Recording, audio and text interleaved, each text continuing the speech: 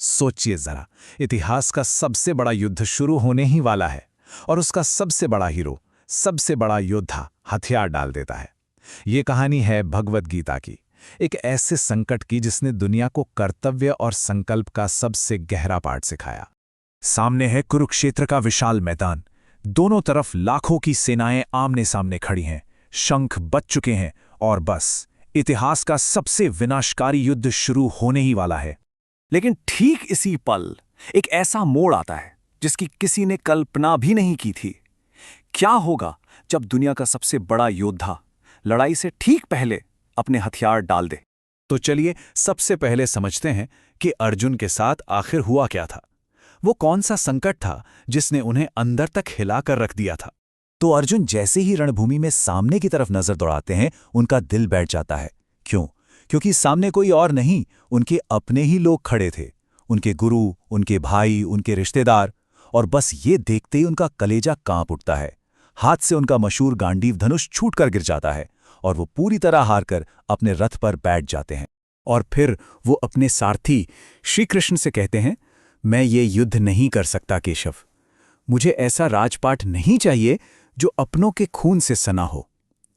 उनके ये शब्द उनकी तकलीफ, उनका मोह सब कुछ बयां कर रहे थे। वो अंदर से पूरी तरह टूट चुके थे। अब अर्जुन की ये हालत देखकर कृष्ण क्या करते हैं? वो बस हल्का सा मुस्कुराते हैं और बस यहीं से शुरू होता है वो ज्ञान, वो संवाद जो अर्जुन का नजरिया हमेशा के लिए बदलने वाला है। और सबसे पहला सत्य है अमर आत्मा का। कृष्ण अर्जुन को समझाते हैं कि देखो, तुम गलत चीज के लिए दुखी हो रहे हो। ये जो शरीर है, इसके लिए शोक करना, इसके लिए रोना बेकार है। क्यों? क्योंकि ये तो बस टेम्पररी है, आज है कल नहीं। जो असलियत है वो कुछ और ही है। देखिए, कृष्ण कहते हैं कि ये शरीर, ये तो बस कपड़ों की तरह है, पुराने हो जाते हैं तो हम बदल लेते हैं, है ना?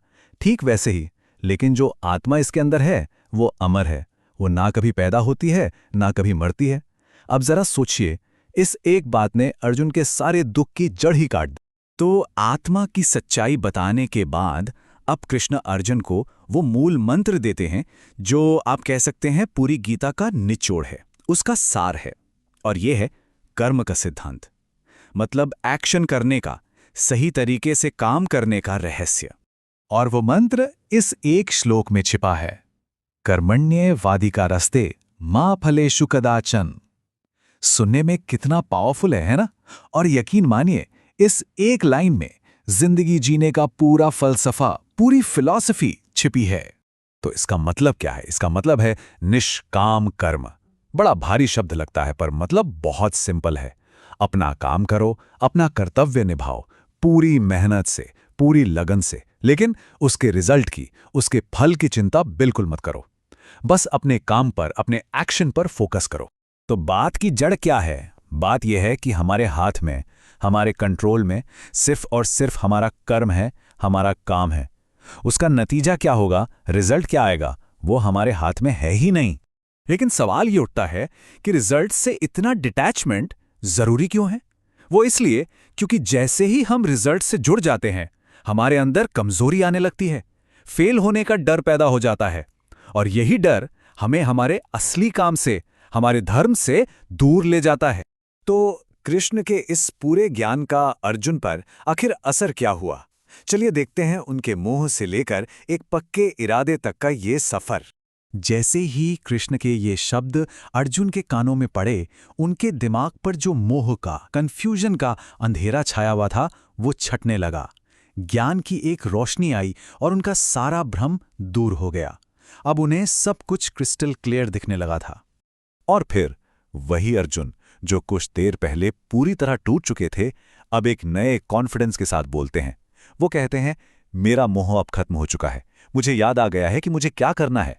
अब मैं वही करूंगा जो आप कहेंगे। ये दिखाता है कि उनका माइंडसेट पूरी तरह बदल चुका था। और ये बदलाव सिर्फ बातों में नहीं था, उनके एक्शन में भी दिखाई दिया। अर्जुन कृष्ण के सामने झुकते हैं, फिर अपना वही गांडीव धनुष उठाते हैं जिसे उन्होंने बेबसी में नीचे रख दिया था। और अब वो युद्ध के लिए तनकर खड़े हो जाते हैं, एक योद्धा की तरह।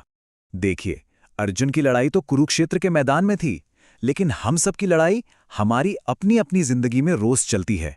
तो आज के लिए सवाल यही है कि इस भाग दौड़ और कंफ्यूजन भरी दुनिया में कोई अपना धर्म यानी अपना सही कर्तव्य कैसे पहचाने, और उससे भी बड़ी बात, उस पर टिका कैसे रहे। ये वो सवाल है जो गीता आज भी हम सबके सामने रखती है।